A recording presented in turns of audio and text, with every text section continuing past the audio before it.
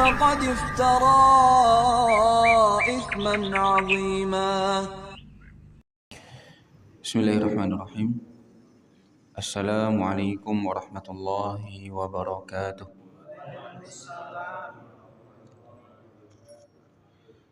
Alhamdulillah, wassalatu wassalamu ala rasulillah wa ala alihi wa sahbihi wa man walah. Asyhadu an la ilaha illallah wahdahu la syarika lah wa asyhadu anna Muhammadan abduhu wa rasuluh. Allahumma salli ala nabiyyina Muhammadin wa ala alihi wa sahbihi ajma'in. Akhwati fillah rahimani wa rahimakumullah. Segala puji bagi Allah kita panjatkan atas segala karunia yang Allah berikan kepada kita. Dan tak lupa kita haturkan salawat dan salam kepada Nabi kita yang mulia, Nabi Muhammad SAW. Alhamdulillah,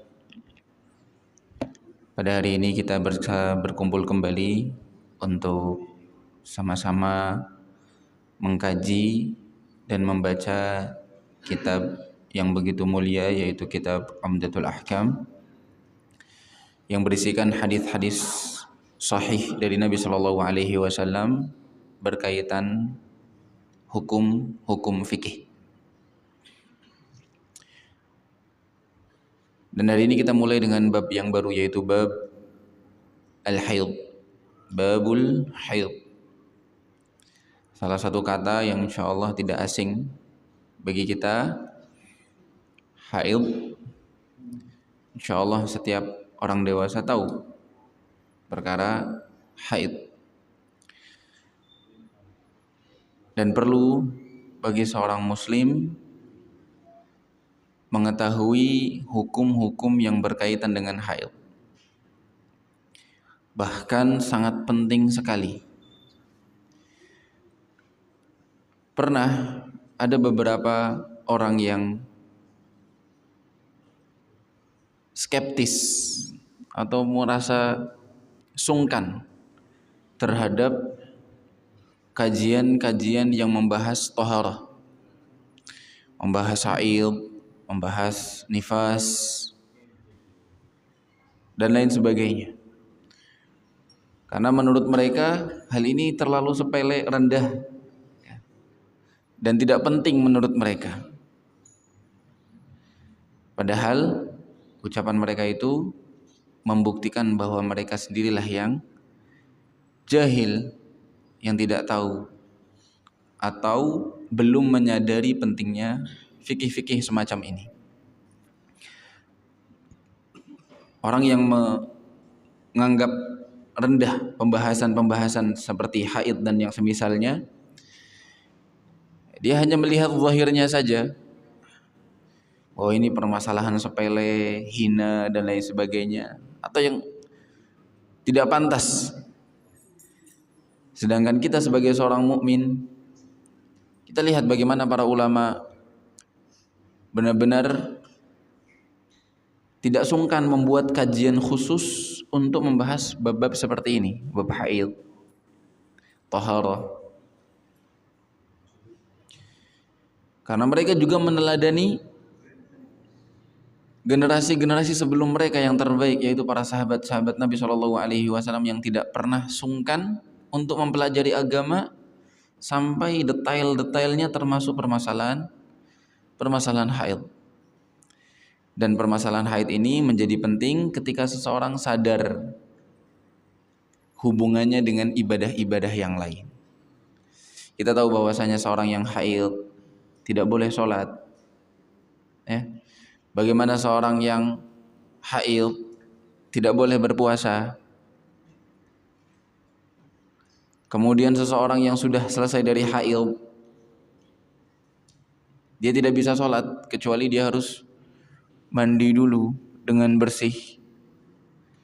Ini kaitannya dengan ibadah yang sangat agung, yaitu ibadah sholat. Maka sudah sepatutnya setiap dari kita tidak menganggap remeh permasalahan-permasalahan seperti ini, melainkan menganggap bahwa semua ilmu itu adalah penting bagi kita. Kemudian permasalahan haid ini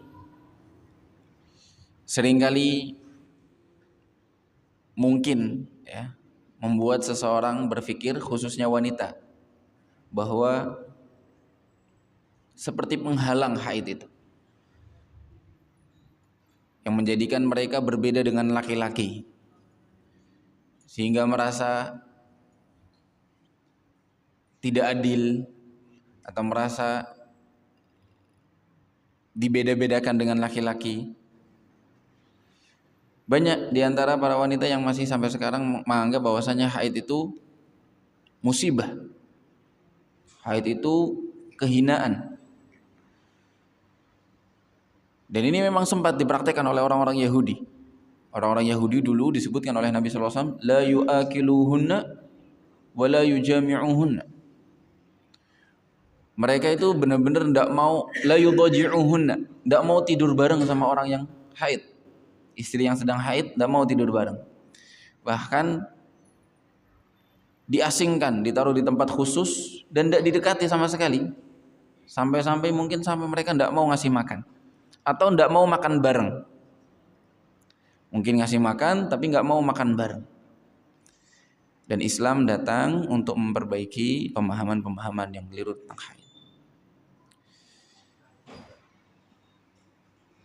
Dan memang beberapa kondisi seseorang yang ketika diuji dengan ujian haid, dia kadang-kadang merasa sedih karena terbatasi aktivitasnya. Ya, terbatasi aktivitasnya. Terutama dalam masalah ibadah. Terutama dalam masalah ibadah. Haid itu kan hadas besar. Ya. Seorang yang hadas besar tidak boleh sholat, tidak boleh memegang Al-Quran, tidak boleh tawaf. Kadang-kadang masalah Al-Quran. Seorang yang haid lagi pengen baca Al-Quran, lagi pengen rajin-rajinnya, sergep-sergepnya baca Al-Quran, ternyata haid. Sehingga dia nggak bisa menyentuh Al-Quran. Repot lagi kalau dia nggak punya hafalan. Kalau dia punya hafalan, sebagian ulama membolehkan silahkan baca Al-Quran dengan tanpa membaca atau tanpa menyentuh Al-Quran. Ya, karena zikir satu kebutuhan yang penting. Mau sholat misalnya lagi rajin-rajinnya pengen sholat jamaah di masjid, dan wanita boleh sholat berjamaah di masjid selama tidak ada madaratnya. Ternyata dia datang haid, sehingga dia tidak bisa ikut duduk di masjid. Mau ikut kajian misalnya, pengen duduk di dalam masjid bersama teman-temannya, tapi karena dia sedang haid, akhirnya dia harus duduknya di luar masjid, di halaman masjid. Tidak bisa duduk di masjid karena memang dilarang. Yang paling berat lagi tawaf. Salah satu hal yang paling dikhawatirkan oleh jamaah umroh, khususnya wanita yang masih rutin haid. Ya, sudah jauh-jauh ya dari Indonesia, keluarkan dana banyak, pengen bisa tawaf, pengen bisa sholat berkali-kali di Masjidil Haram, di Masjidil Nabi, Masjid Nabawi, qadarullah dia haid. Akhirnya tidak bisa atau terbatasi aktivitas dia. Terbatasi aktivitas dia. Dan ini terjadi di zaman Rasulullah Shallallahu Alaihi Wasallam juga. Ketika Nabi Shallallahu Alaihi Wasallam Hajjatul Wada, subhanallah, sampai di Mekah, Nabi Shallallahu Alaihi Wasallam melihat Aisyah nangis. Nabi langsung sadar. Nabi tanya kepada Aisyah, istri beliau radhiyallahu anha, "Malaki anafisti?" Nabi SAW langsung paham, kenapa kamu nangis? Apakah kamu haid? Aisyah menjawab, iya saya haid. Naam. Nabi SAW hanya bisa mengatakan apa? Hadza amrun katabahu Allahu ala banati Adam. Haid ini adalah urusan yang sudah Allah Subhanahu wa taala tetapkan, perkara yang harus terjadi, sudah digariskan oleh Allah Subhanahu wa taala kepada anak-anak wanitanya Nabi Adam alaihissalam, putri-putrinya Nabi Adam alaihissalam. Manusia-manusia. Jadi Nabi SAW tidak bisa ngapa-ngapain kecuali mengatakan ini sudah takdir Aisyah. Nabi memang tidak melarang nangis, silahkan nangis, sedih, normal ya, manusiawi. Banyak yang seperti itu. Sampai sekarang ketika mereka berangkat umroh atau berangkat haji, qadarullah diuji dengan haid, akhirnya mereka terhalang. Meskipun banyak solusi bagi mereka. Di antaranya sebelum berangkat umroh boleh minum obat-obatan penunda haid yang aman, kemudian sudah didahului konsultasi dengan dokter misalnya, tidak memberikan madarat, resepnya jelas, maka boleh. Kemudian qadarullah misalnya ketika dia sampai di Mekah kemudian haid, memang dia tetap harus menunggu sampai dia suci. Kalau memang masih ada kesempatan, ya, misalnya di Mekah dia 4 hari biasanya minimal, maka dia tunggu sampai suci, kemudian setelah suci dia melakukan tawaf di Masjidil Haram. Barulah ketika sudah begitu mendesak, menurut sebagian pendapat ulama, misalnya dia besok harus pulang, sedangkan dia sudah ihram, sudah berniat dari Madinah untuk melaksanakan ibadah umroh. Banyak para ulama yang mengatakan tidak apa-apa, terpaksa darurat dia tetap melaksanakan tawaf dengan membalut darahnya atau haidnya dengan balutan yang rapih, aman, tidak sampai menetes. Ya. Setelah tawaf dia keluar, selesai. Ya. Banyak di antara ulama yang membolehkan karena darurat. Dia tidak mungkin nunggu, ya, tidak mungkin ditinggal rombongannya. Masyaqqah juga kalau untuk nambah hari, ganti tanggal pesawat, biayanya banyak lagi. Banyak ulama yang membolehkan. Ya. Walaupun untuk mazhab Syafi'i, mereka banyak yang masih kekeh tidak boleh sama sekali orang yang haid untuk melaksanakan tawaf. Namun sekali lagi ini adalah takdir Allah Subhanahu wa taala. Nah, bagi kita seorang mukmin selalu berhusnudzon kepada Allah Subhanahu wa taala. Yakin bahwa setiap kehendaknya, setiap ketetapannya pasti ada hikmahnya. Kalau teman-teman mau cari tahu, tanya dokter, tanya ahli. Mereka akan jelaskan bagaimana faedahnya, manfaatnya haid bagi seorang wanita yang memang beda dengan laki-laki. Ya. Wanita itu kan melahirkan, wanita itu kan menyusui. Maka perlu ada penyesuaian di dalam tubuh mereka. Seperti yang disebutkan oleh Syekh di sini. Ketika beliau mau memulai membaca hadis-hadis tentang haid, beliau memberikan muqaddimah. Ya. Kata beliau, al-haidu damun ja'alahu Allahu min rahmatihi wa hikmatihi fi rahimil mar'ah. Haid itu darah yang Allah ciptakan di dalam rahimnya seorang wanita, merupakan bentuk rahmat dan hikmahnya Allah Subhanahu wa taala. Apa kata Syekh? Ghidhaan li janiniha. Darah haid itu asalnya adalah ghidha, gizi bagi janin ketika dia hamil.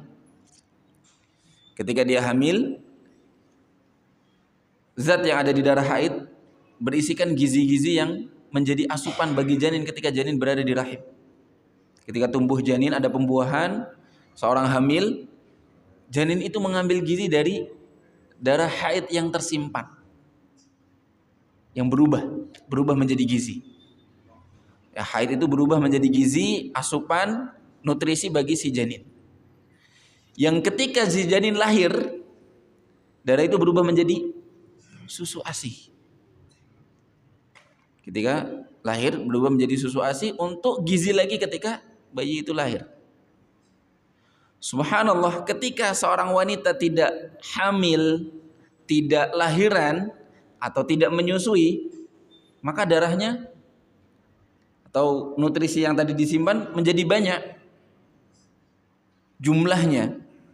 Maka kata Syekh di sini, fa idza kanat ghairu hamilin wala murdi' baraza az-zaidu minhu fi awqatin ma'lumah. Keluarlah darah itu yang berlebihan di waktu-waktu yang sudah Allah Subhanahu wa taala tentukan. 1 bulan minimalnya 1 kali. Yang normal. Ya, dengan kebiasaan wanita masing-masing yang berbeda antara satu dengan yang lainnya. Lihadza yanjuru an tahidul hamil. Oleh karena itu sangat jarang, susah ditemukan ada orang hamil haid. Ya.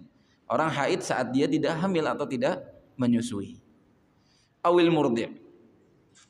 Wa yata'allaqu bi khurujihi ahkamun fil ibadati wa ghairiha. Sehingga seseorang ya ketika diuji dengan haid, dia tidak marah, benci, tambah putus asa, merasa nestapa dan lain sebagainya. Karena perlakuan kita terhadap wanita-wanita yang haid sudah diaturkan oleh agama. Tidak akan sama seperti orang-orang Yahudi. Disebutkan oleh Nabi SAW dahulu mereka, atau dalam suatu hadis disebutkan mereka tidak mau tidur bareng, tidak mau makan bareng, ditaruh di tempat sendiri yang jauh, sendiri, tidak ada yang nemenin. Subhanallah. Nah, sedangkan di hadis-hadis yang akan kita bacakan, Nabi SAW biasa berbicara dengan istri-istri yang sedang haid. Bahkan hukum-hukum haid ditanyakan oleh istri-istrinya, Nabi SAW jawab dengan santai, dengan penuh hangat menyapa mereka. Bahkan Nabi SAW tetap bermesraan dengan istri-istri beliau meskipun dalam kondisi haid, walaupun ada batasan-batasannya. Nabi tetap bermuamalah seperti biasa, ya, seperti biasa. Mari kita bacakan di sini hadis yang pertama. An Aisyah radhiyallahu anha anna Fatimah bint Abi Hubaysh سألت النبي صلى الله عليه وسلم فقالت إني أستحاض فلا أطهر أفأدع الصلاة قال لا إن ذلك عرق ولكن دعي الصلاة قدر الأيام التي كنت تحيضين فيها ثم اغتسلي وصلي وفي رواية وليست بالحيضة فإذا أقبلت الحيضة فاترك الصلاة فيها فإذا ذهب قدرها فاغسلي عنك الدم وصلي. Dari Aisyah radhiyallahu taala anha, ada salah seorang sahabat bernama Fatimah bintu Abi Hubaysh. Fatimah bintu Abi Hubaysh. Beliau bertanya kepada Nabi SAW. Cerita Fatimahnya sendiri. Sa'altun Nabi, aku bertanya kepada beliau. Faqalat, apa yang ditanyakan? Inni ustahad, aku sedang istihadah. Aku sedang istihadah. Dan istihadah ini berbeda dengan haid. Dari waktunya, kemudian dari warnanya, kepekatannya, dan lain sebagainya.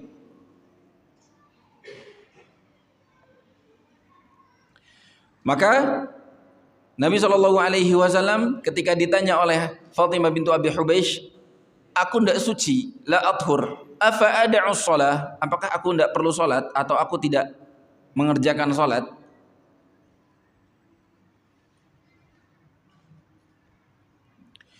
Apa kata Nabi SAW? La, jangan seperti itu. Maksudnya tetap salat, karena istihadah beda dengan haid. Kata Nabi SAW, inna dzalika irqun. Sesungguhnya istihadah itu irq, pembuluh darah. Dalam riwayat yang lain, irqun munfajir atau irqun infajar. Pembuluh darah yang pecah, kemudian darahnya keluar. Darah istihadah.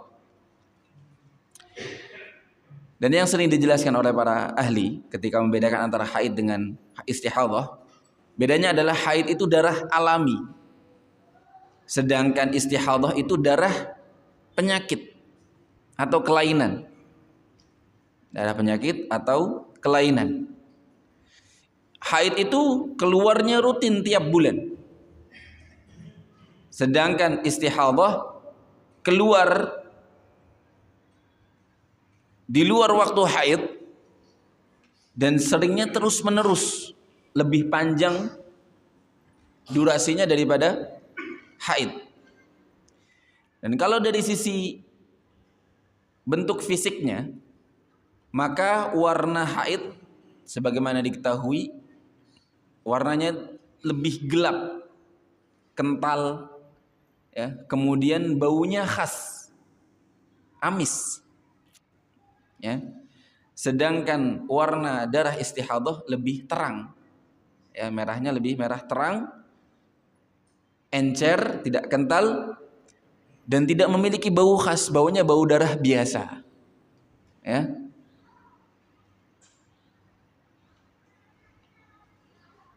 Dan yang paling membedakan lagi adalah haid, sebagaimana disebutkan oleh Nabi SAW, orang yang istihadah tetap sholat, sedangkan haid dia tidak sholat.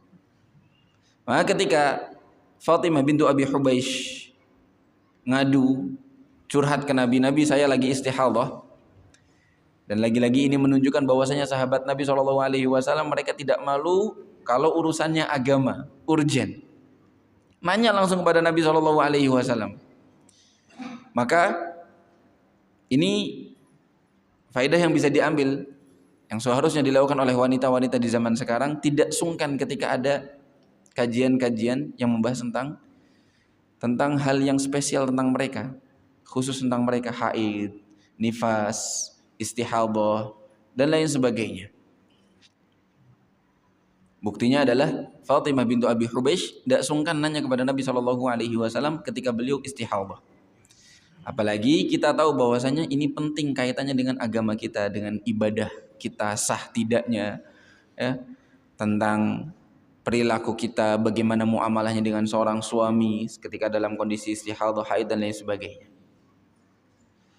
Nah, ketika Nabi SAW mengatakan bahwasanya inna dzalika irqun infajarat atau infajar, itu adalah pembuluh darah yang pecah, artinya bukan darah yang alami, tetapi darah suatu penyakit yang Allah Subhanahu wa taala takdirkan keluar. Beda dengan haid. Kalau haid, darah alami yang tadi kita sudah sebutkan asalnya adalah Allah Subhanahu wa taala ciptakan untuk disimpan menjadi nutrisi bagi janin ketika hamil, kemudian berubah menjadi ASI ketika lahiran. Sedangkan darah istihadah beda, darah kelainan. Maka kata Nabi SAW, walakin da'is salata qadral ayyamil lati kunti tahidina fiha. Seandainya seseorang mengalami istihadah yang cukup panjang, maka dia kira-kira kapan biasanya dia jatuh haid, kemudian durasinya biasanya berapa, di tengah-tengah itu dia baru ninggalin salat. Seandainya misalnya seseorang istihadah dari tanggal 10 misalnya sampai tanggal 20, maka dia ingat-ingat kebiasaan dia haid di minggu keberapa, tanggal berapa. Misalnya dia biasanya dari tanggal 13 sampai tanggal 17, 5 hari. Kan normal 6 sampai 7 hari. Saya 6 hari, 13 sampai tanggal 18 misalnya. Maka dia dari tanggal 13 sampai 18 itu kata Nabi, da'is salah qadral ayyam allati kunti tahidin. Dikira-kira sekiranya waktu itu anti lagi haid, tinggalkan salat. Setelah hari-hari yang biasa dia haid selesai, tadi dikatakan 6 hari. Maka tanggal 18 setelah itu dia anggap sudah bukan haid lagi tapi darah istihadah, sehingga dia kembali salat lagi. Dia mandi, ya, karena sudah selesai haid, ya, selesai haid wajib mandi. Dia mandi, kemudian dia bersihkan, dia sholat seperti biasa. Kata Nabi SAW, "Tsumma ightasili," mandi, washolli, lalu sholat, tetap sholat. Artinya kalau haid memang tidak perlu sholat, sedangkan di luar haid tetap melaksanakan sholat. Dan ini di sini disebutkan nanti di kesempatan yang lain bahwa seseorang yang sedang istihadah di hadis yang kedua setelah ini, apa saja yang bisa dia lakukan ketika dia ingin sholat? Apakah cukup membersihkan kemudian wudhu langsung sholat? Ataukah sebagian ulama mengatakan bersihkan, mandi setiap kali mau sholat? Nah, ini nanti kita sebutkan di hadis yang ke-40. Kata Syekh di sini, zakarat Fatimah bintu Abi Hubaysh lin Nabi sallallahu alaihi wasallam anna damal istihadati yusibuha. Fatimah cerita, beliau terkena istihadah. Fala yanqati'u anha, qadarullah darah istihadahnya tidak berhenti. Wa sa'alathu hal tatruku shalah lidzalik, maka dia bertanya, takut salah prakteknya, maka bertanya kepada, minta fatwa kepada Nabi sallallahu alaihi wasallam. Apakah meninggalkan salat? Faqala an-nabiy sallallahu alaihi wasallam la tatrukis shalah. Nabi jawab, jangan tinggalkan salat, tetap salat. Li'anna ad-dam alladhi tutraku li ajlihi shalah huwa damul haid. Seseorang meninggalkan salat itu karena darah haid, bukan darah selain haid. Wa huwa ad-damu alladhi yusibuka lais wa hadha ad-damu alladhi yusibuka laisa dama haid. Sedangkan yang sedang engkau alami ini bukan darah haid. Innama huwa damu irqin munfajir. Itu hanya darah, ya, salah satu pembuluh darah yang pecah. Wa idza kana al-amru kama dzakarat min istimrari khurujid dam fi ayyami haidatik. Wa idza kana al-amru kama dzakarti, kalau seandainya perkaranya seperti yang engkau ceritakan wahai Fatimah, yaitu darahnya terus mengalir bahkan sampai di hari-hari haidnya yang mu'taddah, yang biasa dia lewati, fatrukis shalah ayyama haidatikal mu'taddah, maka tinggalkanlah salat di hari-hari yang biasa kamu haid. Ya, biasanya wanita yang rutin haid sudah tahu kebiasaannya masing-masing. Fa idzan qadat, apabila sudah berhenti darah haidnya, faghtasili, mandi sebagaimana yang diwajibkan bagi orang yang berhenti darah haidnya. Allah Subhanahu wa taala berfirman, "Wa yas'alunaka 'anil mahid, qul huwa adzan fa'tazilun nisaa fil mahid hatta yadhhurna. Fa idza tatahharna fa'tuhunna min haitsu amarakumullah." Hatta yadhhurna, sampai berhenti darah haidnya. Kemudian fa idza tatahharna, setelah dia mandi barulah bisa normal lagi bermuamalah dengan suami, termasuk juga normal beribadah lagi. Tsumma sholli, kemudian salatlah setelah bersih semuanya darahnya. Walau kana damul istihadati ma'ak, meskipun darah istihadahnya masih berlangsung. Karena lagi-lagi kita jelaskan bahwasanya darah istihadah tidak menghalangi seseorang untuk melakukan salat atau ibadah-ibadah yang lainnya. Ma yu'khadhu minal hadis, apa yang disebut oleh Syekh dari hadis ini di antara faidah-faidah yang bisa diambil? Al-farqu baina damil istihadah wa baina damil haid. Pentingnya tahu perbedaan antara darah istihadah dengan darah haid. Dan yang perlu tahu bukan hanya wanita, ya. Laki-laki juga perlu tahu. Seorang suami, kalau seorang suami mungkin lebih ringan permasalahannya, karena biasanya setelah menikah dengan wanita yang sudah dewasa, sudah tahu perkara haid istrinya. Terutama bagi seorang bapak yang punya anak perempuan. Jangan sampai seorang bapak tidak tahu menahu urusan haid. Anaknya usia 10 tahun, kemudian keluar darah pertama kali. Seorang anak tidak tahu menahu, nggak pernah dikasih tahu sebelumnya. Dan bagusnya memang sebelum usia 10 tahun sudah dikasih tahu. Nak, nanti kalau kamu keluar darah tiba-tiba jangan kaget, jangan takut dan lain sebagainya. Nah ini karena belum dikasih tahu, kaget. Cerita ke bapaknya juga tidak tahu.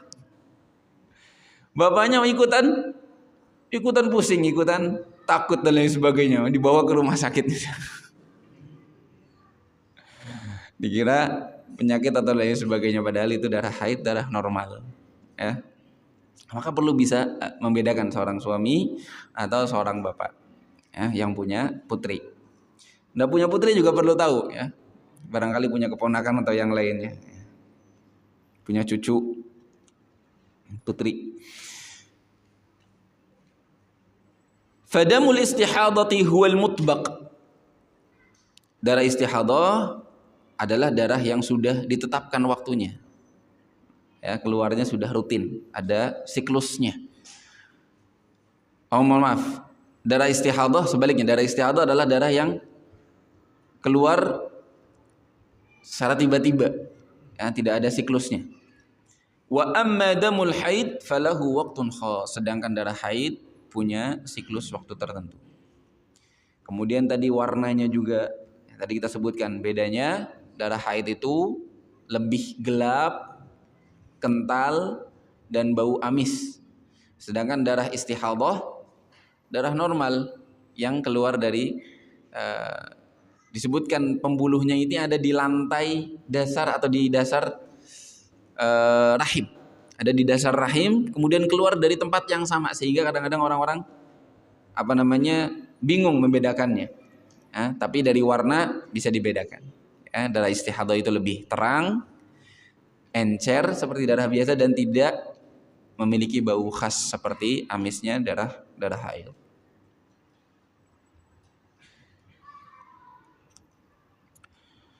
Thaniyan, anna damal istihadhati la yamna'u minas shalah. Lagi-lagi disebutkan oleh Syekh, darah istihadhah tidak menghalangi salat. Wasairal ibadat, dan juga ibadah yang lain, ngaji boleh, tawaf boleh, sa'i boleh, ya. Salat boleh. Kalau sa'i memang orang haid boleh juga, ya. Yang tidak boleh tawafnya. Thalithan, anna damal haid yamna'u minas salah min ghairi qada'in laha. Seorang yang terkena darah haid tidak boleh salat, tapi tidak diharuskan, tidak diperintahkan, tidak perlu mengqadha. Wa dzakara Ibnu Daqiqin al-'Id anna dzalika kal mujma' 'alaihi min al-khalafi was-salafi illa al-khawarij. Hal ini sudah disepakati oleh para ulama, ijma', baik ulama terdahulu salaf maupun khalaf, ulama modern. Mereka sepakat bahwa orang yang haid tidak perlu mengqadha salat. Beda dengan pemahamannya, kata beliau, khawarij, yang berarti menyelisihi mereka, mengatakan bahwa orang yang haid harus mengqadha salat. Dan ini cukup menyulitkan. Dan memang hadis-hadisnya jelas. Aisyah disebutkan, dan sahabat-sahabat Nabi juga menyebutkan bahwasanya mereka mengatakan, kami diperintahkan untuk mengqadha puasa, tapi tidak diperintahkan untuk mengqadha salat. Yang keempat, annal mustahadhata allati ta'rifu qadra 'adati haidiha tahsibuha. Seorang yang terkena darah istihadhah dan dia tahu kadar hari biasanya dia haid, tahsibuha, maka dia hitung darahnya, hitung hari-harinya. Dihitung tadi yang kita sebutkan, misalnya tanggal 3 sampai tanggal 18, 6 hari normalnya, dihitung sampai 6 hari selesai itu, summa taghtasilu ba'dan qidaiha. Kalau hari-hari biasa dia haid yang 6 hari itu sudah habis, maka dia mandi, litaquma ayyama tuhriha bil ibadati allati tatajannabuha al haid. Kemudian salat seperti biasa. Ini bagi mereka orang yang istihadhah, darah haidnya mudah dia kenali, atau mohon maaf, waktu keluar haidnya normal. Karena memang sebagian wanita ada yang haidnya tidak normal, ya, haidnya tidak normal. Dan ini menjadi nikmat yang begitu besar bagi mereka yang haidnya normal. Orang yang haidnya tidak normal, mereka tidak tahu, kadang-kadang sebulan sekali, kadang-kadang 2 bulan sekali. Ketika lagi ada masalah, bahkan bisa sampai berbulan-bulan tidak keluar haidnya. Tambah stres, tambah tidak percaya diri. Moodnya juga katanya tidak jelas, ya, suka apa istilahnya, bete, ya, suka marah-marah mungkin dan lain sebagainya. Tapi kalau orang yang haidnya normal, ya, dia tetap suka marah-marah, ya, tapi ketika haidnya sudah keluar, ya boleh ditanyakan ya kepada istri, plong rasanya, ya, rasanya tenang, ya, puas, sudah keluar. Tapi ketika lagi belum keluar, atau sehari 2 hari sebelum keluar, itu tandanya sudah jelas, gelisah, mudah marah-marah dan lain sebagainya.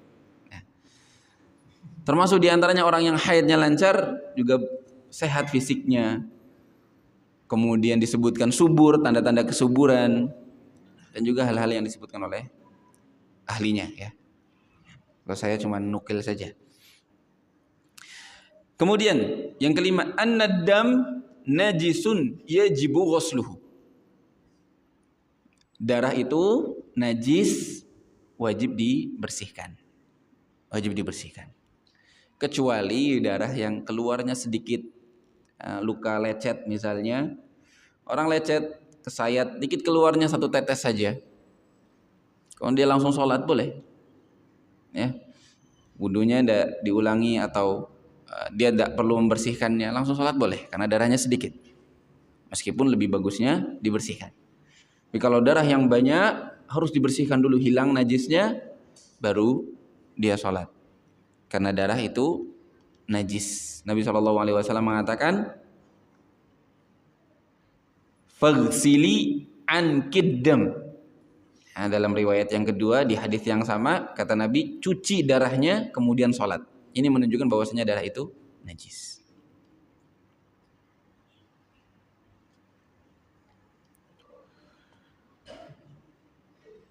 Termasuk dalam makanan ya. Ketika ada makanan masih ada darahnya banyak, maka tidak boleh, harus dibersihkan dulu, dibuang darahnya. Ya. Tapi kalau misalnya ada makanan darahnya yang tersisa dikit, ya kadang-kadang kita makan ayam goreng misalnya, masih ada merah-merahnya dikit, maka insya Allah tidak masalah. Karena Allah Subhanahu Wa Taala mengatakan audamam masfuha, atau darah yang mengalir, yang banyak maksudnya. Tapi kalau darah yang tidak banyak sedikit, insya Allah dimaafkan. Yang keenam, annahu la yajibu 'alal mustahadati takrar atau tikrarul ghusli lidukhuli waqti shalah. Menurut beliau tidak wajib bagi setiap mustahadah untuk mengulangi mandi junub setiap kali mau sholat. Ya, setiap kali mau sholat. Nah, Nabi SAW mengatakan faghsili anki dam wa shalli. Diperintahkan membersihkan darahnya saja, lalu wudhu seperti biasa, lalu sholat. Nah, ini memang nanti dibahas lagi oleh Syekh di hadis berikutnya yang ke-40, karena memang ada khilaf. Barangkali mungkin sebagian dari kita lebih masyhur diketahui bahwa orang mustahadah mandi setiap kali mau sholat. Istihadah ya. Dia ketika mau datang zuhur mandi dulu, dibersihkan, kemudian baru sholat. Kemudian asar mandi lagi, kemudian sholat. Maghrib mandi lagi, kemudian sholat. Dan ini disebutkan oleh sebagian mazhab. Namun pendapat yang dipilih oleh Syekh, dan memang masyhurnya banyaknya riwayat menyebutkan tidak mewajibkan mandi. Sedangkan yang diperintahkan mandi ini ketika dia istihadahnya melewati masa-masa haid yang tanggalannya itu jelas tadi. Orang punya tanggalan haidnya normal. Yang punya kegiatan haidnya normal atau tanggalan haidnya normal, maka saat melewati masa-masa haidnya harusnya minggu ini saya haid. Sudah dianggap minggu itu dia sedang haid karena sebelumnya dia mulai istihadah. Kemudian harusnya ini saya haid, ternyata masih istihadah. Maka dia tetap hitung hari haidnya. Dia tidak sholat di hari haid itu, kemudian setelah selesai, kira-kira normalnya 7 hari, 6 hari sudah selesai, dia mandi.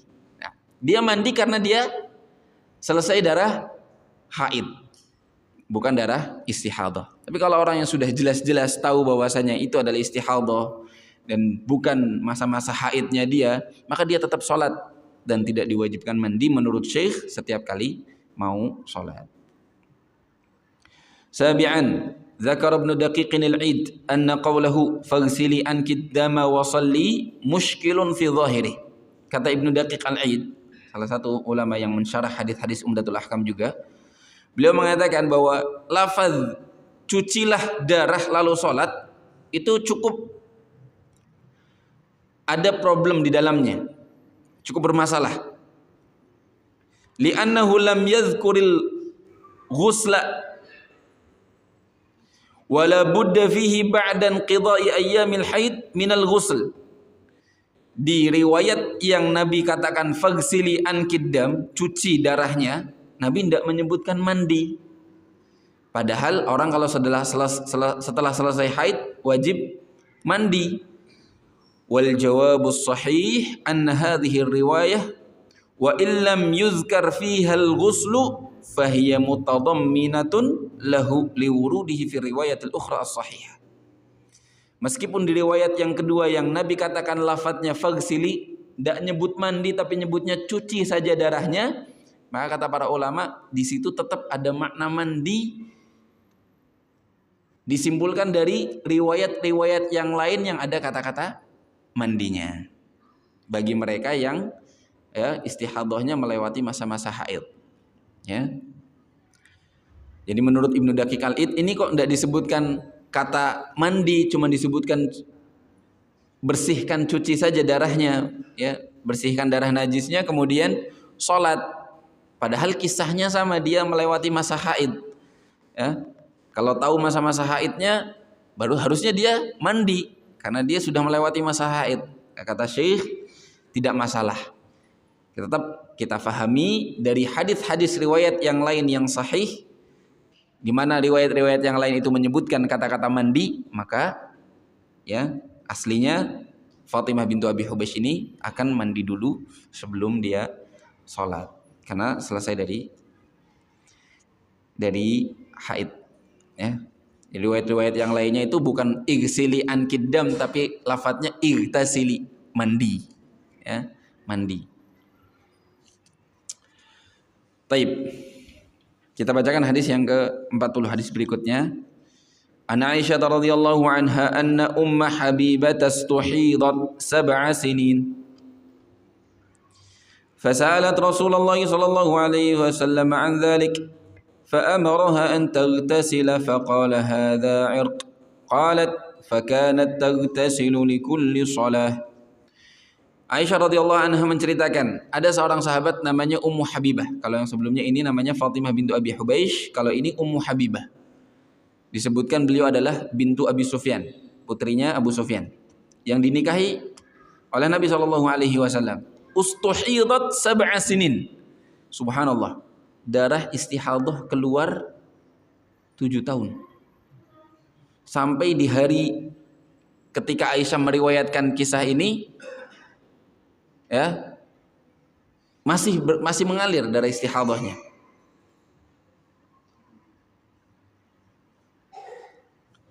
Fasa'alat Rasulullah sallallahu alaihi wasallam an dzalik, maka dia bertanya kepada Rasulullah tentang hal itu. Fa amaraha an taghtasil faqala hadza irq qalat fa kanat taghtasilu likulli shalah.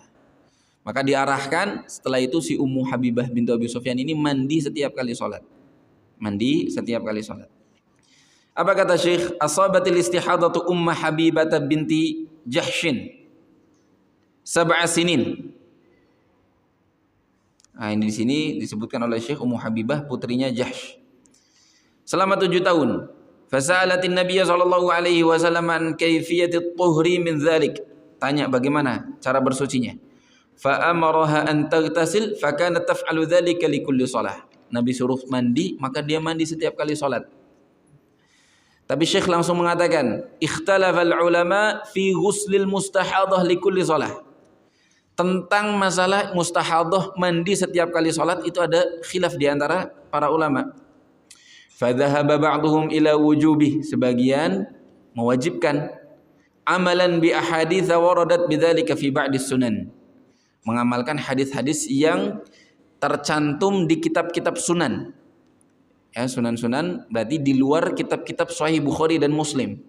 Seperti Sunan Imam Ahmad misalnya, Sunan Tirmidzi, Sunan Ibnu Majah, Sunan Abi Dawud, atau sunan-sunan yang lainnya.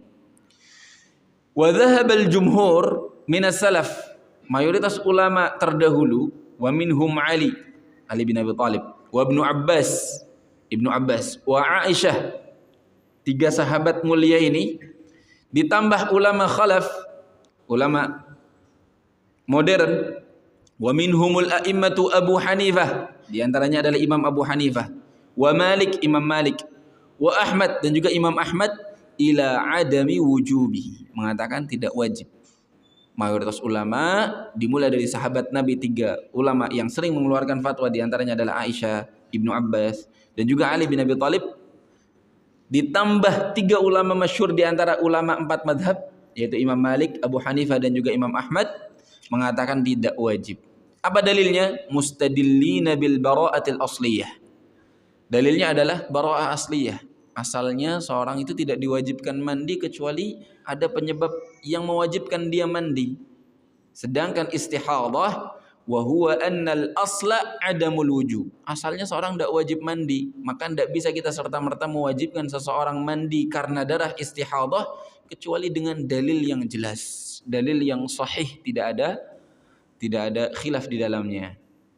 Wa ajabu an ahadithil amri bil ghusli annahu laysa fiha syai'un thabit. Kata mereka, yaitu 3 sahabat tadi dan 3 ulama imam dari 4 mazhab tadi, mengatakan bahwasanya hadis-hadis yang ada lafaz permintaan mandi kebanyakan tidak thabit, ya, tidak sahih atau memenuhi kriteria untuk diamalkan secara langsung. Wa ghuslu ummi Habibah likulli shalah. Adapun prakteknya Ummu Habibah yang ada di riwayat yang sedang kita baca di dalam kitab Umdatul Ahkam ini, riwayat sahih Bukhari Muslim, ketika menyebutkan bahwasanya Ummu Habibah mandi setiap kali salat, kata Syekh, innama huwa min indiha. Itu inisiatif sendiri dari Ummu Habibah. Laisa amron minan Nabi sallallahu alaihi wasallam. Bukan perintah dari Nabi, karena di riwayat-riwayat yang lainnya Nabi tidak memerintahkan untuk mandi, tapi hanya memerintahkan untuk mencuci darah haidnya saja lalu berwudu sudah cukup. Kama huwa fir riwayatits tsabitah, sebagaimana di riwayat-riwayat yang lebih sahih. Wa dzakara Ibnu Daqiq al-Id annahu laysa fis sahihain wala ahadiha annahu amaraha bil iktisal li kulli shalah. Kata Ibnu Daqiq, baik di Sahih Bukhari maupun Muslim atau di salah satunya, tidak ada riwayat yang Nabi memerintahkan untuk mandi setiap kali sholat. Riwayat-riwayat yang ada bahkan atau mayoritasnya mengatakan cukup mencucinya saja kemudian langsung sholat. Tapi tadi ya, kalau beda kasusnya seorang istihadah, ternyata dia tahu hari-hari haidnya dan sudah datang haidnya harusnya, maka di hari-hari haid itu dia anggap haid, dia berhenti sholat, kemudian setelah hari-hari normal dia haid, misalnya 7 hari, dia langsung mandi. Mandinya bukan karena istihadah, tapi mandinya karena haid. Jadi kita bacakan hadis berikutnya insyaallah setelah dikumandangkan azan. Baik jamaah, kita bacakan sedikit hadis yang berikutnya. An Aisyah radhiyallahu anha qalat kuntu aghtasilu ana wa Rasulullah sallallahu alaihi wasallam min ina'in wahidin kilana junub wa kana ya'muruni fa'attaziru fayubashiruni wa ana ha'id wa kana yukhriju ra'sahu ilayya wa huwa mu'takif fa'aghsiluhu wa ana ha'id. Aisyah radhiyallahu anha menceritakan, kuntu aghtasilu ana, aku pernah mandi wa Rasulullah, bersama Rasulullah, min ina'in wahid, dari satu ember, kilana junubun, sama-sama dalam kondisi junub. Wa kana ya'muruni fa'attazir, Nabi minta saya untuk memakai sarung, kain bawahan, fayubashiruni wa ana haid, lalu Nabi SAW memelukku padahal aku dalam kondisi haid. Wa kana yukhriju ra'sahu ilai wa huwa mu'takif, Nabi sering ketika lagi i'tikaf mengeluarkan kepala beliau dari jendela, ya, yang menyambungkan ke rumah Aisyah radhiyallahu taala anha, fa aghsiluhu, lalu aku cuci, keramasi, dalam riwayat lain disisiri, wa ana haid, ya, aku sedang haid. Kita langsung bacakan beberapa faidah dari hadis ini.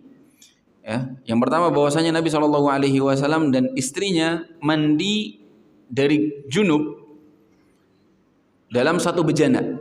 Ini menunjukkan bahwasanya orang yang junub tidak mengotori atau menajisi air.